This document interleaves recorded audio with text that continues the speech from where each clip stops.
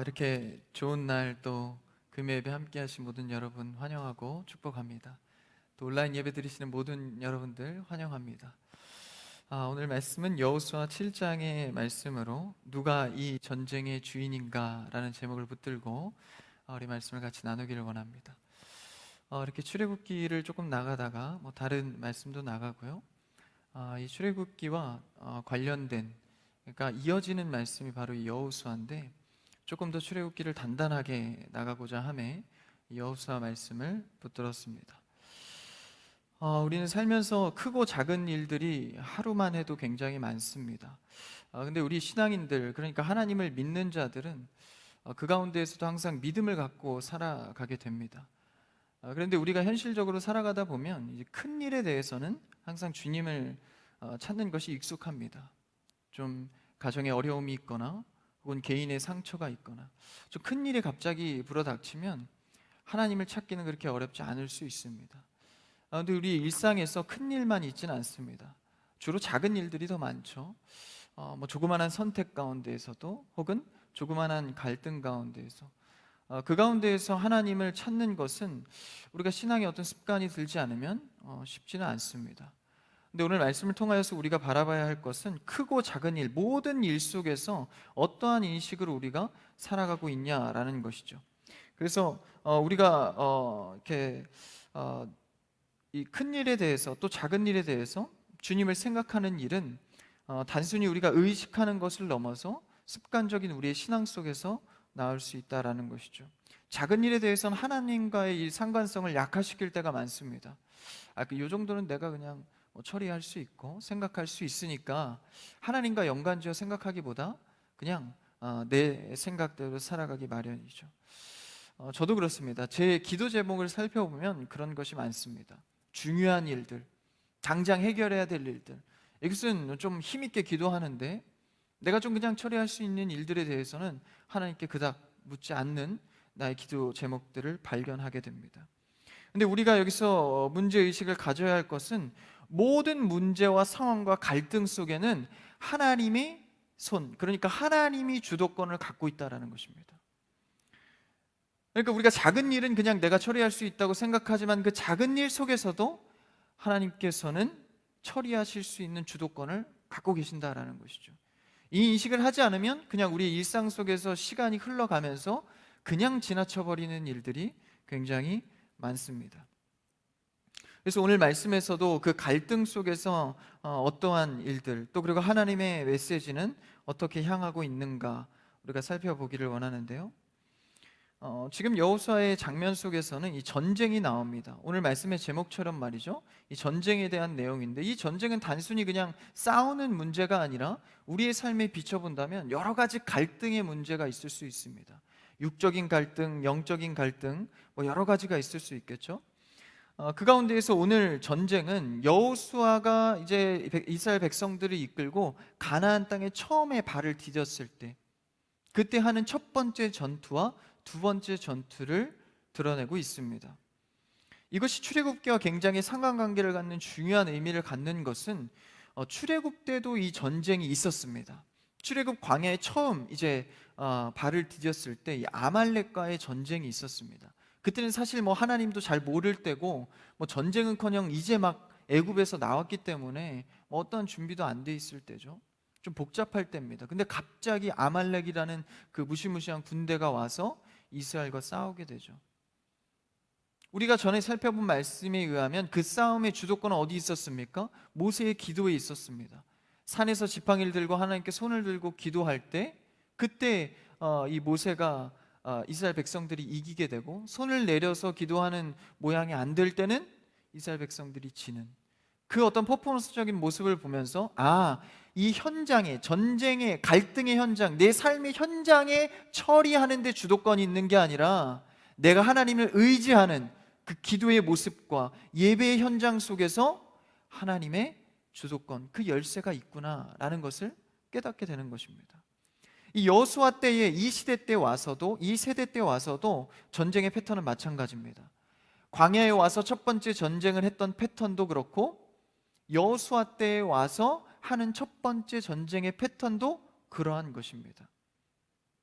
그래서 누구를 의지하고 있는가, 누구를 전적으로 의지하고 있는가, 이것이 흥망성쇠, 승패를 가르는 열쇠다라는 것입니다. 그것을 하나님께서 알려주기 위해서 출애굽 광야 때부터 지금 여호수아 때 가나안 땅을 들어가는 장면에서도 마찬가지다라는 것이죠. 그럼 본문에서 어떠한 갈등이 시작되는지 우리가 1절 말씀을 한번 읽어볼까요? 1절이 좀 중요합니다. 길지만 같이 읽을까요? 시작. 이스라엘 자손들이 온전히 바친 물건으로 말미암아 범죄하였으니 이는 유다 지파 세라의 증손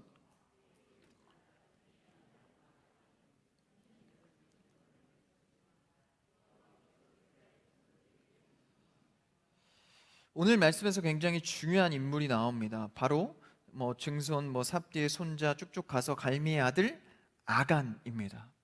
이 아간은 지파도 좋았습니다. 유대 지파 아닙니까? 거기다가 이 위에 조상들을 열거한 것은 그 집안이 꽤나 이름 있는 괜찮은 집안인 것을 나타내고 있습니다. 근데 이 아간이라는 자가 오늘 이 현장에서 범죄를 하게 됩니다. 그 범죄는 이런 것입니다. 그러니까 가나안 땅에 들어가서 이제 첫 번째 전투, 그러니까 가나안 땅을 정복하는 하나님의 명령이 이제 떨어졌습니다.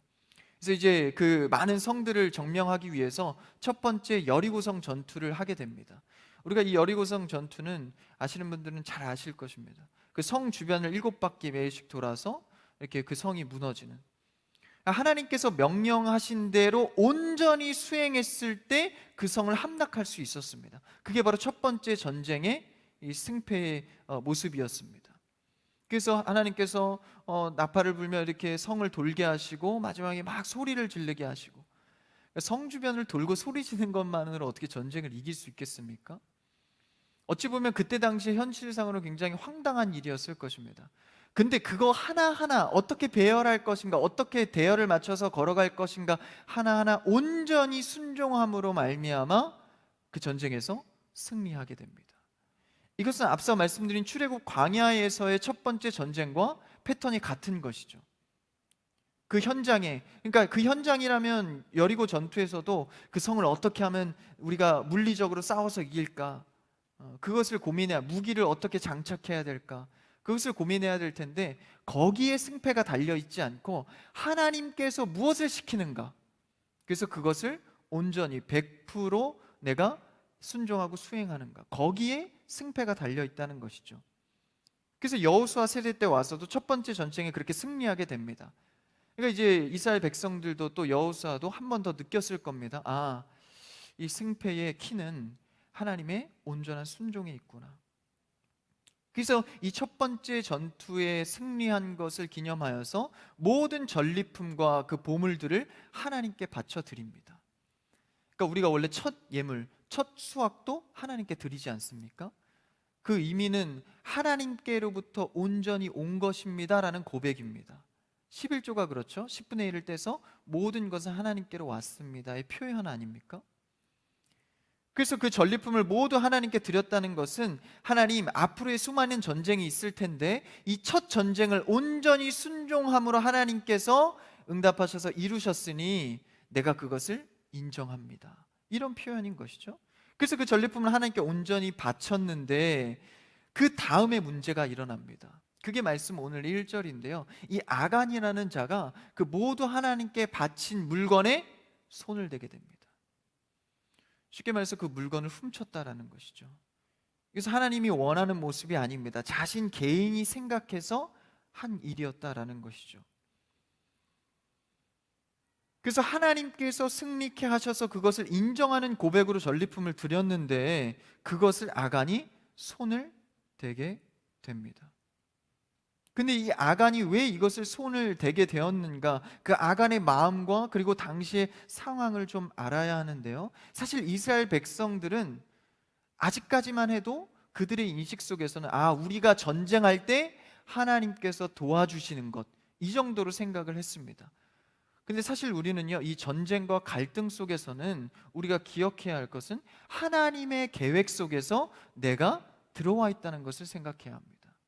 그러니까 이 가나안 전투는요, 이들이 점령하기 위한 이스라엘의 계획이 아니라 하나님의 계획 속에 여호와의 군대로 이스라엘을 불렀다라는 것입니다.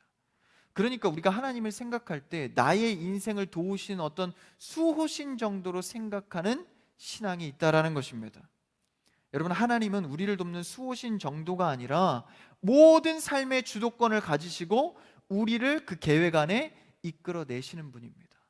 세상을 창조하시고 우리의 모든 인생 시간을 간섭하셔서 이끄시는 분이다라는 것이죠. 그러니까 선택하는 우리가 선택한 것이 아니라 하나님의 선택 속에서 우리의 삶이 이끌어져 간다라는 것입니다. 그러므로 우리는 여호와의 군대로 선택받았구나, 하나님의 계획에 내가 선택받아서 내 삶을 살아가는 거나라는 인식이 있어야 합니다. 그래야 주인인 하나님을 바라볼 것 아닙니까? 내 삶의 모든 영역 속에 주인은 나로 서 있는데 그럼 하나님을 뭐로 바라보겠습니까?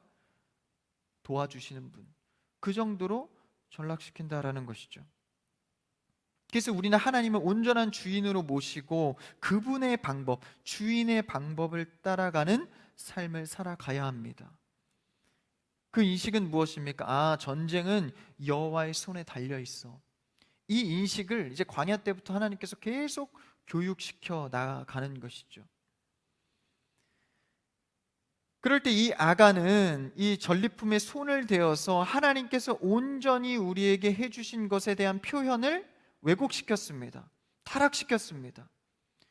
전쟁의 어떤 승패를 하나님께 돌리지 않고 그 전리품에 손을 댐으로 말미암아 자신의 의를 포함시켰다라는 것이죠. 그러니까 하나님을 위해서 드린 물건에다가 손을 댔다는 의미는 무엇입니까? 그래도 내가 이 전쟁 가운데에 내가 한 수고도 있잖아. 내가 성을 돌 때 열심히 걸어 다녔고 소리 지르고 찬양도 했잖아. 그럼 내 목도 좀 있는 거 아니야? 그래도 내가 순종했으니까 내 의가 들어가 있는 거 아니야? 이 승패에 내 힘도 좀 들어갔잖아. 어떤 이런 인식 속에서 그 물건에 손을 댔다라는 것입니다. 그러니까 이것은 단순한 도둑질이 아닙니다. 단순히 그냥 물건을 훔친 게 아니라 하나님 앞에 신앙 고백을, 내 의를 첨가시켰다라는 것이죠.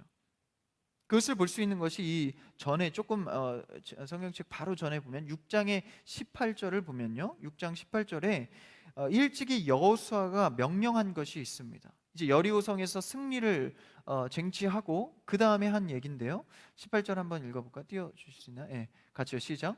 너희는 온전히 바치고 그 바친 것 중에서 어떤 것이든지 취하여 너희가 이스라엘 진영으로 바치는 것이 되게 하여 고통을 당하게 되지 아니하도록 오직 너희는 그 바친 물건에 손대지 말라. 그러니까 아간이 손대기 전에 이미 여호수아가 하나님께 온전히 바친 것은 고백이야. 우리가 하나님께로부터 다 받았다는 고백이야. 그러니까 절대 손대지 말아라. 그렇게 명하여 줬음에도 불구하고 이 아간은 그 의미를 가볍게 여기고 손을 댔다라는 것입니다. 여러분, 이 의미는 절대 가벼운 것이 아닌 것이죠. 그러니까 손을 댔다는 것은 단순한 도둑질이 아니라 하나님 앞에 봉헌한 그 고백을 가로채는 것입니다. 그러니까 하나님의 명령을 어긴 것이 되는 것이죠. 그래서 자신이 어떤 의도로 한지는 모르겠으나 그 행동 자체가 하나님 앞에서는 그 명령을 어기는 일이 되었다라는 것입니다. 그래서 1절에 아간이 뭐 했다고 되어 있죠? 범죄했다고 되어 있습니다.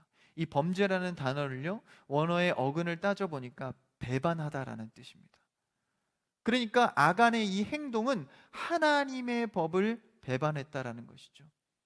다른 의미를 살펴보니까요, 위법하였다라는 뜻입니다. 그러니까 하나님의 법을 위법한 행위가 됐다라는 것입니다. 그러니까 나의 작은 행동 하나가 하나님의 법에 의해서는 위법이 행동이 될 수 있다는 것입니다. 그러니까 항상 우리가 뭔 행동을 할 때 이게 합법이냐 위법이냐가 굉장히 중요하지 않습니까? 코로나 때에도 막 긴급 명령이 떨어지다 보니까 이게 위법이냐 합법이냐를 많이 따지지 않습니까? 근데 그게 굉장히 중요한 것이죠. 왜냐, 우리가 암묵적으로 동의한 내용 아닙니까? 그래서 그 위법과 합법의 내용은 굉장히 중요한데 여기서 표현하기로 아간이 뭐 했다는 거예요? 범죄, 위법했다라는 것입니다. 그러니까 여러분, 우리의 사실 신앙인으로서의 행동은요, 조금 다릅니다. 세상은 세상의 법만 따라서 합법이냐 위법이냐 따지면 되지만, 이 신앙인들은 세상의 법도 지켜야 되고 하나님의 법도 지켜야 됩니다. 이게 하나님이 보시기에 위법이냐 합법이냐, 굉장히 중요한 문제입니다. 근데 우리가 어떻게 그걸 다 파악할 수 있겠어요? 그래서 우리는 뭐 해야 되는 겁니까? 항상 겸손해야 하는 겁니다. 나의 말 하나, 행동 하나가 누구에게 큰, 그리고 하나님 앞에 위법이 될 수 있기 때문에, 이 아간처럼 자기는 욕심이 든다고 그냥 막 행동하는 게 아니라 다시 한번 생각하고, 이 신앙인들 안에서 묻고 서로, 그리고 기도함으로 조심조심 해야 한다라는 것이죠. 그래서 우리는 하나님 말씀 앞에 서 있다면 겸손할 수밖에 없습니다. 나의 행동이 하나님 앞에 위법, 곧 배반이 될 수 있기 때문입니다. 그래서 그 배반은 곧 어떤 결과를 초래했죠? 1절 우리가 읽었었죠. 끝에 보니까요, 이스라엘 자손들에게 진노하였다. 곧 위법한 것은 하나님의 진노를 자아냈습니다. 하나님께서 진노하실 땐 다 뭐죠? 다 죄와 연관되어 있을 때입니다.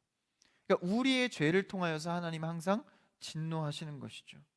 근데 이 진노는요, 어떤 하나님의 개인적인 감정에 의해서 분노하거나 이 야만적인 그냥 분노의 표출을 하는 게 아닙니다. 인간의 범죄에 대해서 당연히 응보하는 하나님의 공의입니다. 하나님은 공의하시기 때문에, 정의로우시기 때문에 죄가 들어오면 당연히 반응하실 수밖에 없는 겁니다. 그래서 하나님의 속성이 해쳐지면 안 되기 때문에 이 범죄 앞에 하나님은 진노할 수밖에 없는 것이죠. 그럼 이런 아간은 왜 그랬을까? 조금 더 깊이 들어가 보기를 원하는데, 그럼 이 아간의 마음에 도대체 어떤 생각을 했길래 누구도, 이스라엘 백성 누구도 하지 않는 그 재물에 손을 대었을까? 아간이 이 봉헌에 손을 댄 것은 그 자신의 이 사고, 앞서 말씀드린 대로 이 전쟁에 인간의 힘이 그래도 조금은 들어간 것 아닌가의 인식에서 왔다는 것입니다. 아간이라고 기적을 보지 않았을까요? 여리고성이 무너지는 것을 못 봤을까요? 다 봤을 것입니다. 기적을 보았어도 하나님이 일하시는 것을 모를 리 없습니다. 그럼에도 불구하고 아간은 자신이 이 전리품 가운데에 조금이라도, 얼마 정도는 내가 주관한 게 있지 않는가, 이 생각이 있었다는 것입니다. 그래서 자신의 의를 조금 그 속에 넣으려고 시도한 것이죠. 여러분, 우리는 하나님을 따를 때 온전하게 100% 따를 수 있는 여러분 되길 축복합니다. 여러분, 거기에 내 의를 조금만 섞어도요, 그것은 위법입니다. 우리의 구원이 그렇습니다. 우리의 구원은 우리의 공로가 전혀 없습니다. 믿으십니까? 온전히 전적인 예수 그리스도의 보혈의 공로로 우리는 구원을 받았습니다. 그러므로 누구를 정죄할 것도 없고 누구를 판단할 것도 없습니다. 우리 스스로 0.1%도 구원할 능력이 없는데 누구를 판단할 수 있겠습니까? 그래서 이런 나를 긍휼히 여기시사 하나님은 전적인 100%의 은혜로 우리를 구원하셨다는 것입니다. 그러니까 하나님이 주도권을 갖고 내 인생을 이끌어가는데 자꾸 내 힘을 내세우면 그것은 위법이다라는 것이죠. 이 아간은 자신이 그래도 공로한 게 있지 않는가 내세운 마음에서 시작되었다라는 것입니다.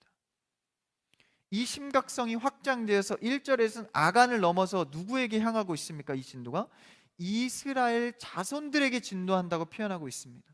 이게 좀 억울한 거 아닙니까? 아간이 손댔는데 뭐 그 전체의 이스라엘 자손에게 죄가 있다고 그 진노한다고 말씀하십니까? 여러분, 한 사람의 죄를 통해서 민족의 죄로 확장해가는 어떤 선언을 하고 있는 것입니다. 그러니까 나의 행위나 나의 말 한마디로요 공동체가 흔들릴 수 있다는 것입니다. 교회가 그게 위험하죠. 한 사람의 영향력 때문에 한 사람의 의를 하나님의 주권에 희석시키는 그 한 행동 때문에 공동체가 흔들려 버릴 수 있다는 것입니다. 그것을 오늘 말씀에서 말해주고 있는 것이죠. 그래서 하나님과의 관계 속에서는 우리가 철저히 해야 되는 인식이 무엇입니까? 하나님은 절대 주권자, 창조자이고 나는 피조물이다. 이것이 모든 상황 속에서 인식되어져야 합니다. 그렇지 않으면 그 흔들림이, 그 관계의 흔들림이 있으면 뭐 하는 거예요? 범죄하는 겁니다. 하나님의 창조권, 주도권에 내가 손을 얹는 것이죠. 그럼 그게 무엇입니까? 곧 범죄로 나아가는 것입니다. 그래도 내 의를 챙기기 위해서, 나의 드러남을 챙기기 위해서, 그래서 하나님의 주도권에 손을 대게 되는 것이죠. 그럼 이 아간의 마음에, 그 손에 범죄하게 된 그 마음의 근본적인 이유는 무엇입니까? 이제 오늘 말씀에서 읽지 못했지만 그 뒤에 보면 이제 아간이 그렇게 범죄를 해서 이스라엘 백성들이 그 다음 전투인 아이성 전투에서 실패했다는 것을 나타냅니다. 그래서 이제 그 아간을 불러다 놓고 어떻게 된 거냐 물어보게 되는 거예요. 이제 신문을 하게 되는 거죠. 그때 아간이 스스로 이렇게 고백을 합니다. 7장 20절, 21절에 그렇게 말하고 있는데요. 한번 같이 읽어볼까요? 7장 20절입니다. 시작. 아간이 여호수아에게 대답하여 이르되 참으로 나는 이스라엘의 하나님 여호와께 범죄하여 이러이러하게 행하였나이다. 21절. 내가 노략한 물건 중에 외투 한 벌과 은 200세겔과 그 무게가 50세겔 되는 금덩이 하나를 보고 탐내어 가졌나이다. 여기까지만 읽겠습니다. 아간이 스스로 고백하는 거예요. 21절에 보니까 막 이것도 훔치고 많이도 훔쳤네요. 금덩이, 은덩이도 훔치고, 그렇죠? 여기서 중요한 고백이 있습니다. 금덩이 하나를 어떻게 했죠? 보고, 그 다음 뭐죠? 탐내어, 그 다음 가졌다. 이 세 가지 동사가 나옵니다. 보고, 탐내서 가졌다는 것입니다. 이 동사 세 가지 우리가 주목할 것은 이 동사의 단어를 그대로 쓴 본문이 있습니다. 그게 바로 창세기입니다. 하와가 처음에 인류의 첫 범죄를 할 때 바로 똑같은 동사를 쓰고 있습니다. 창세기 3장 6절을 한번 같이 읽어볼까요? 앞에 있습니다. 시작. 여자가 그 나무를 본즉 먹음직도 하고 보암직도 하고 지혜롭게 할 만큼 탐스럽기도 한 나무인지라. 여자가 그의 열매를 따먹고 자기와 함께 있는 남편에게도 주매 그도 먹은지라. 여기서 똑같이 쓰면 탐스럽고 그것을 보았고 그 다음에 따 먹었다라는 것이죠. 원어에 보면 똑같은 세 개의 단어입니다. 그러니까 아간의 지금 이 하나님의 주도권에 손을 댄 것은 그 마음이 어땠다는 겁니까? 그 원죄의 하와를 살펴보니까 바로 탐심의 마음이었다는 것입니다. 여러분, 하나님 앞에 주도권을, 그러니까 내 의를 드러내는 그 마음의 기저 속에는 탐심이 들어있다는 것입니다. 그러니까 아간의 마음에 이 탐심을 통하여서 그 하나님의 주도권을 취했다라는 것이죠. 바로 이 탐심의 문제입니다. 여러분, 우리는 신앙생활하면서 항상 이 탐심의 문제를 해결해 가야 합니다. 이 인류의 최초의 욕심의 마음 아니었습니까? 근데 당시의 상황에 이해되는 부분들도 물론 있습니다. 이 처음에 광야에서만 살다가 이제 막 가나안 땅에 도착을 한 겁니다. 근데 여러분, 가나안 땅은요 이스라엘에게만 젖가꿀이 흐르는 땅이 아니라 통상적으로 젖가꿀이 흐르는 땅입니다. 그래서 물가에 비옥한 땅에 가면요 그 어떤 제품이나 살 수 있는, 그리고 발전할 수 있는 재료들이 무궁무진했습니다. 그리고 과일 같은 것, 채소 같은 것도 심었다 하면 최상품의 과일이 났던 것이죠. 그러한 비옥한 땅을 접했을 때 그들의 문화가 어땠겠습니까? 가나안의 문화는요 수많은 발전된 신들도 문화도 먹을 것도. 근데 광야의 이스라엘 백성들은 어땠죠? 맨날 만나만 먹지 않았습니까? 만나 볶음밥, 만나 비빔밥, 만나만 계속 먹다가 가나안 땅의 그 엄청난 문명을 보면 어떻겠습니까? 당연히 유혹이 됐을 것입니다. 그래서 가나안 문화에 매혹되어서 사실 이 탐심이 들었던 것도 어떻게 보면 조금 이해할 수도 있을지 모릅니다. 그런데 중요한 것은 바로 이 광야의 40년이라는 세월입니다. 여러분, 우리가 어떠한 환경에 있든지 이 광야의 40년 훈련, 이 훈련 받을 때 우리는 제대로 받아야 됩니다. 그렇지 않으면요 내 삶에 어떤 가나안 같은 문화가 올 때 버텨낼 힘이 없는 겁니다. 여러분, 탐심에서 누가 자유할 수 있겠습니까? 물질의 유혹, 문화의 유혹, 그리고 성적인 유혹에서 누가 자유할 수 있다 말할 수 있겠습니까? 그런데 우리는 그 환경에서 이길 수 있는 힘은 바로 광야에 있다라는 것입니다. 광야의 훈련 속에서 하나님과 교제하고, 그리고 하나님께서 어떻게 하는 것이 인생의 주도권을 갖는 것인가, 하나님께서 응답하시는 것인가, 그것을 알고 파악하고 훈련해 가는 것이죠. 그랬을 때 가나안보다 더 훌륭한 문화가 내 앞에 던져진다 할지라도 그 탐심의 문제를 해결해 갈 수 있는 것이죠. 그래서 하나님과 인간의 주도권의 관계에 있어서 그 마음에 이 탐심의 문제가 있었다라는 것입니다. 이 심각한 문제죠. 그래서 하나님 앞에 주도권을 내어드리지 못하고 인간의 탐심 때문에 하나님의 주도권에 손을 대어서 어떻게 보면 그 주권에 손을 댄 것이죠. 심각한 문제입니다. 그래서 결국 하나님의 진노를 자아낸 것입니다. 여러분, 여러분의 신앙과 여러분 가정에 이 탐심의 마음이 사라지기를 축복합니다. 여러분, 탐심은요, 나의 생각보다 훨씬 더 강한 욕심입니다. 그러니까 굳이 가지지 않아도 되는 것을 욕심내는 게 바로 탐심입니다. 여러분, 에덴 동산에서 하와가 물질적으로 모자랐나요? 그렇지 않습니다. 하나님께서 모든 것을 제공해 줬고, 다만 저 나무의 과실만 먹지 마라. 인간이 살기에 더할 나위 없이 충분한 천국과도 같은 곳이었습니다. 근데 하와의 마음에 탐심, 그러니까 내 삶의 어떤 유지의 부분보다 훨씬 더 욕심을 내는 이 탐심이 들어왔다라는 것이죠. 여러분, 우리는 항상 하나님 안에서 만족할 수 있고 하나님과의 관계와 주도권 속에서 기대할 수 있는 여러분 되길 축복합니다. 지금 당장 나에게 만족함이 없다 할지라도 하나님이 주도권을 갖고 있기 때문에 믿음으로 나아가는 것이죠. 당장의 탐심 때문에 하나님과의 관계가 깨어지지 않기를 축복합니다. 그럼 하나님의 주도권 가운데 살아갈 수 있는 것은 어떤 행함이 있을까요? 제가 이것을 묵상하다가 그러면은 하나님의 주도권에 내가 손을 대지 않고 정말 탐심의 마음 없이 어떻게 살아갈 수 있을까? 근데 거창한 것들도 생각하고 묵상해 보는데 사실 제가 묵상해 보니까 거창한 게 아니더라고요. 삶의 작은 것, 큰 것, 여러 가지 형태 속에서 항상 주님을 고백하는 것입니다. 그러니까요, 작은 일이 있을 때 주님이 주셨죠. 감사합니다. 주님께서 이게 원하시는 일입니까? 항상 주님과 결부해서 고백하는 태도가요, 굉장히 중요하다라는 것입니다. 여러분 인식 속에 하나님의 주도권을 인식할 수 있는 여러분 되길 축복합니다. 그래서 항상 주님, 맞습니다, 주님. 주님을 외치는 것이죠. 그 생각하는 것, 하나님이 하셨습니다. 이 개념을 통하여서 하나님께서 우리의 인생을 핸들링해 가는 것이죠. 그럼 이렇게 바친 물건, 그러니까 하나님께 온전히 바친 물건에 대해서 이 손을 댔다는 것은 그럼 어떤 의미입니까? 그러니까 하나님께서 이 온전히 이스라엘 백성들이 이 전리품을 바쳤다는 것은 하나님께서 앞으로도 함께 하겠다라는 고백입니다. 그러니까 온전히 바쳐질 때 하나님이 그 다음 삶도 이제 인정해 가는 것이죠. 이끌어 가시는 것입니다. 근데 여러분, 하나님께 온전히 바침이 없으면 다음 삶도, 다음 생활도, 다음 갈등도, 다음 전쟁도 보장되지 않습니다. 여러분, 삶의 그때그때의 문제에서 하나님께 온전히 맡겨드린 역사 있기를 축복합니다.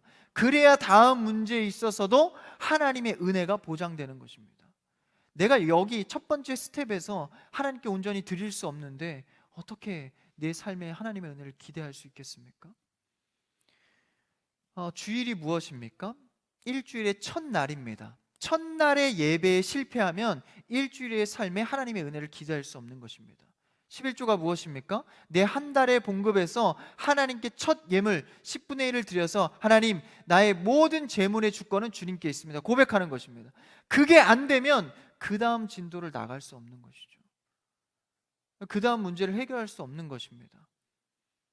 주일의 첫날을 하나님께 예배로 승리하지 못하면 내 삶은 불보듯 뻔한 것이죠. 갈등에서 넘어집니다. 시험 가운데 이겨내지 못합니다. 여러분 삶의 첫 열매가 온전히 드려지기를 축복합니다. 그렇게 바쳐졌을 때 바친 물건을 통하여서 어떻게 되는 겁니까? 여리고성 넘어서 두 번째 전투는 뭐죠? 아이성의 전투에서도 승리할 수 있는 것입니다. 근데 오늘 말씀해 보니까 아이성의 전투에서 어떻게 됐죠? 한번 2절 말씀을 한번 볼까요? 오늘 본문 2절입니다. 같이 읽어요. 시작. 여호수아가 여리고에서 사람을 베델 동쪽 베다웬 곁에 있는 아이로 보내며.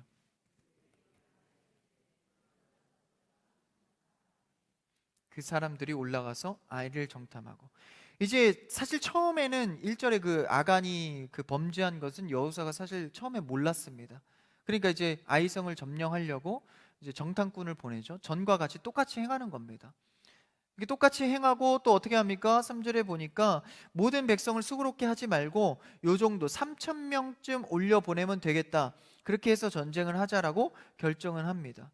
근데 여기서 이제 이 본문을 해석할 때, 야, 전에 이겼던 것에 교만해서 다 보냈어야 되는데 3천 명밖에 안 보내, 교만해서 이렇게 진 거다라고 해석을 하는데, 사실 그것은 좀 과한 해석입니다. 분명히 1절에서 명시하고 있죠.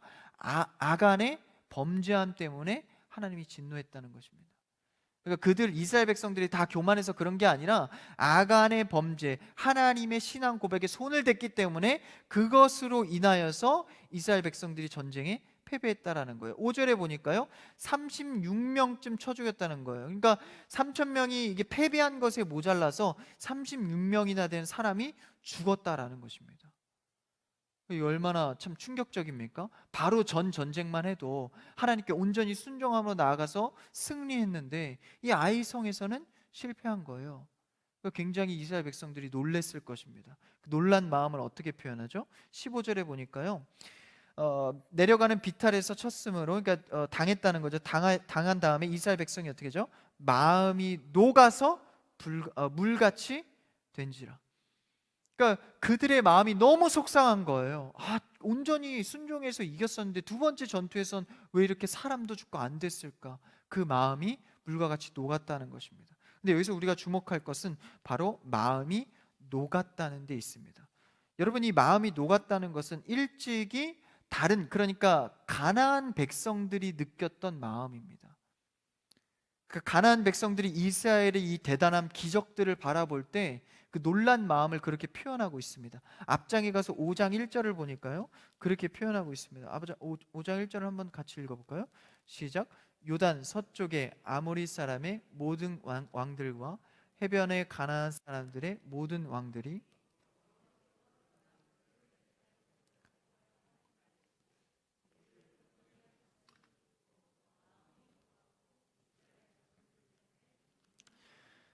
마음이 녹았다는 것은 무슨 이제 사르르 마음이 녹았다 이런 게 아니라요, 이 마음이 두려웠다는 겁니다. 정신을 잃었다고 되지 않습니까? 두렵고 떨리고 굉장히 비참했다라는 거예요.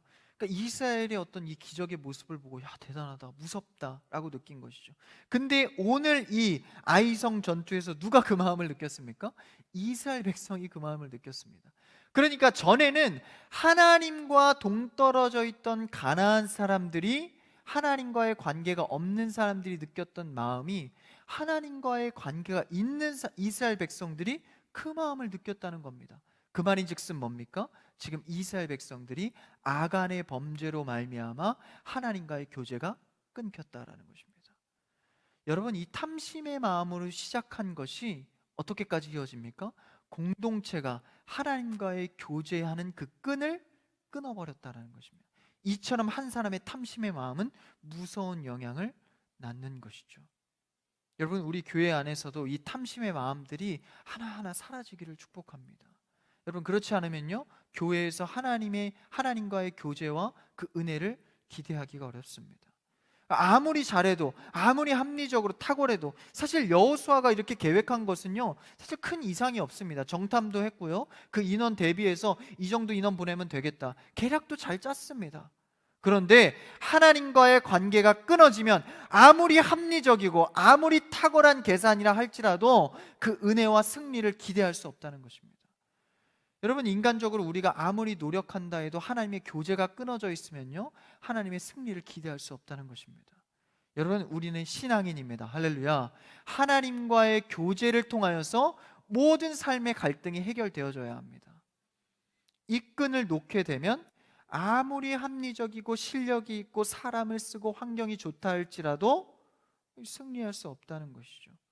그래서 심지어는 사람이 죽는, 36명이나 죽는 결과를 초래하게 됩니다. 교회 안에서도요, 하나님과의 관계가 끊어지는 것에 아파해야 합니다. 그 관계에서 우리는 뭡니까? 그러니까 성도들 간에 다툼이 있고 시기가 있고 미움이 있는데 아무리 전도 열심히 하고 아무리 봉사 열심히 하면 뭐합니까? 그 안에 시기하고 질투하는 탐심의 마음이 있는데, 여러분 어떤 봉사를 하든지 전도의 행위를 하든지 먼저 우리의 탐심의 마음부터 해결하고 시작하는 여러분 되길 축복합니다. 그래야 하나님의 교제 속에서 전도할 수 있고 하나님의 교제 속에서 봉사할 수 있고, 그렇게 될 때 하나님께서 여리고에서 승리를 주셨듯 아이성도 승리, 계속해서 승리를 더하여 주시는 겁니다.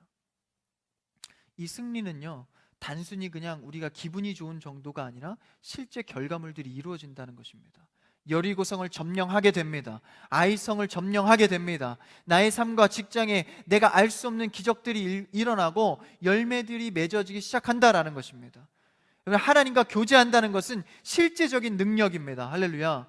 내 기분이 좋아지고 감정이 좋아지는 문제가 아니라 실제적인 응답이 있는 교제다라는 것입니다. 그러니까 우리의 삶 속에서 이 탐심의 마음이 어디까지 영향력을 뻗쳐가는가, 참 무서운 것이죠. 그래서 이제 그들이 5절에 보니까 백성의 마음이 높게 됐다, 두렵게 됐다, 비참하게 됐다. 옛날에 가나안 사람들의 마음처럼 말이죠. 순식간에 이렇게 된 겁니다. 그러니까 이 탐심의 마음으로 말미암아 어떻게 된 겁니까? 하나님과 대적자가 된 겁니다. 예전에 가나안 사람들이 하나님과 대적자일 때 먹었던 마음처럼 똑같은 걸 보니까 내 지금 상태가 뭐예요? 하나님을 대적하고 있다는 겁니다. 아니, 그 전리품에 손 한 번 댔다고 내가 무슨 하나님을 대적하는 자입니까?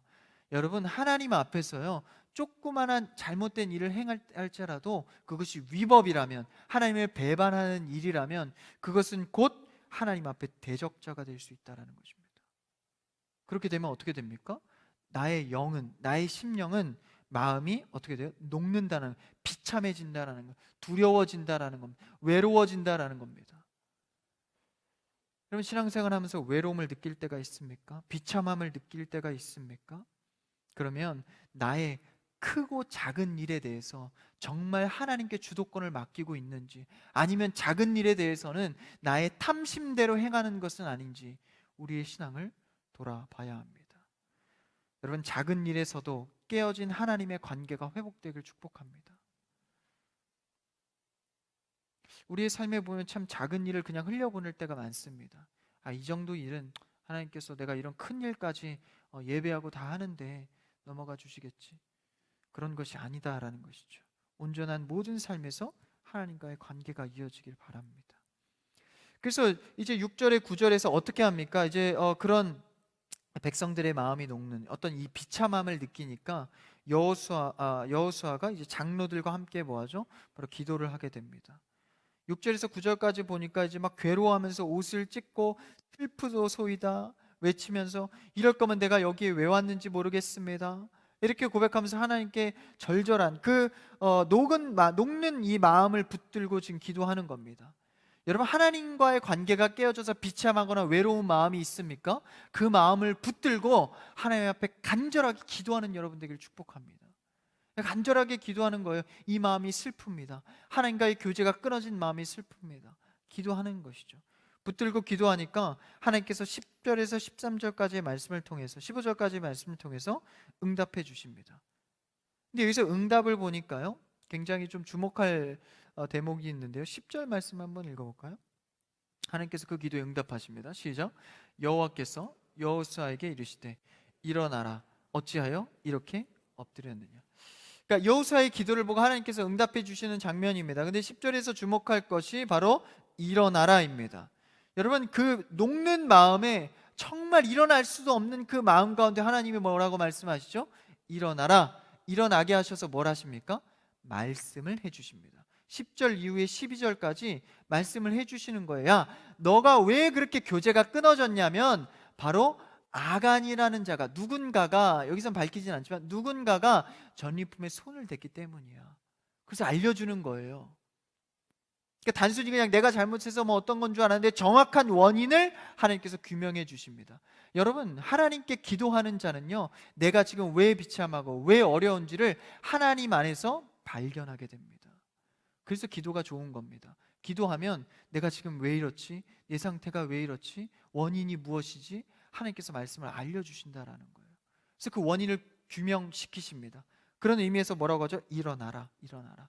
여러분, 우리는 말씀으로 규명됨에 따라 일어날 수 있어야 합니다.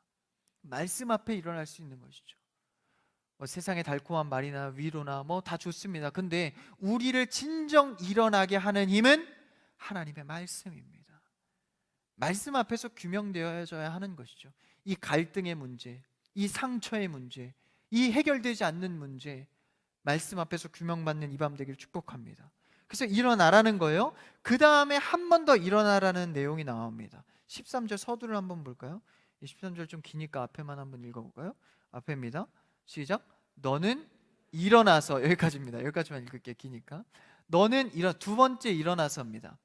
앞에서는요, 일어나라 하시고 말씀을 주셨죠. 두 번째는 뭡니까? 이제 말씀 듣고 다시 한번 일어나라는 거예요. 여기서는 좀 더 행동적인 일어남을 말합니다.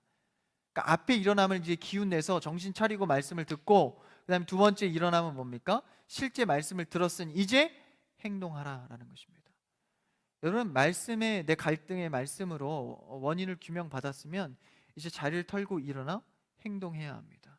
예수님도 기도하실 때 그 자리에서 기도할 때에 정말 핏방울이 되도록, 땀방울이 그렇게 기도한 겁니다. 그때 이제 기도의 응답을 받고 하나님께서 하나님께서 하신다는 그 응답을 받고 어떻게 하셨죠? 자리에서 일어나서 십자가를 지시러 행동하십니다. 여기서도 마찬가지죠. 이제 그 원인이 규명됐으니 너는 일어나서 어떻게 하라는 거예요? 백성들을 모아서 제비를 뽑고 하나님이 알려주시는 자를 아간이라고 내가 알려줄 테니까 그 자와 물건들과 가족들을 불사르라는 겁니다. 범죄한 것을 해결하라는 겁니다. 행동력에 대한 일어남을 말하고 있습니다. 여러분, 우리에게 말씀이 떨어졌다면 지체하지 않고 행동할 수 있는 여러분 되길 축복합니다. 나에게 탐심의 마음이 해결되어져야 한다는 그 응답이 왔다면 당장 나에게 작고 큰 문제에 있어서 탐심을 내어낼 수 있는 여러분 되길 축복합니다. 그대로 행하라는 것이죠. 사실 이것은 앞서의 전투에서 다 배운 겁니다. 여리고성 때 어떻게 했죠? 그냥 7바퀴 돌려면 도는 거예요. 소리 질르라면 질르라는 겁니다. 그대로 행했더니 하나님의 주도권으로 회복되고 승리되었다는 것이죠. 그러니까 여기서도 마찬가지로 말씀을 듣고 일어나서 그대로 행해야 아이성 전투도 이길 수 있다는 것입니다. 계속 교육시켜 나가는 것이죠. 여러분, 우리는 하나님의 주도권 안에서 하나님의 방법대로 순종하는 여러분 되기를 축복합니다. 자꾸 나의 의의를 가미하지 마십시오.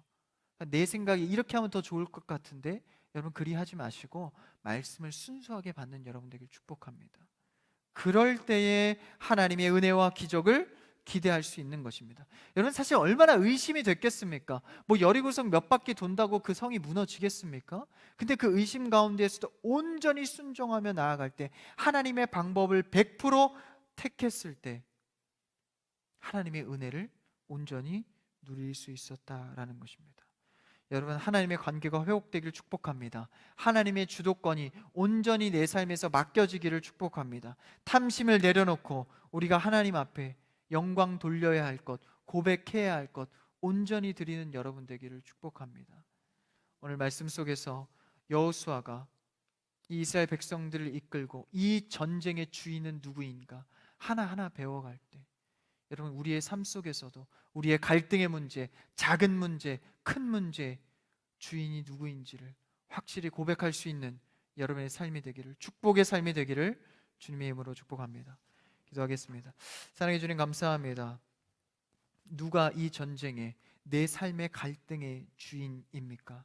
주님, 여호수아의 첫 전쟁, 출애굽의 첫 전쟁에서 하나님께서 알려주었듯이 하나님께 온전히 주도권을 맡기는 우리의 삶이 되게 하여 주시옵소서.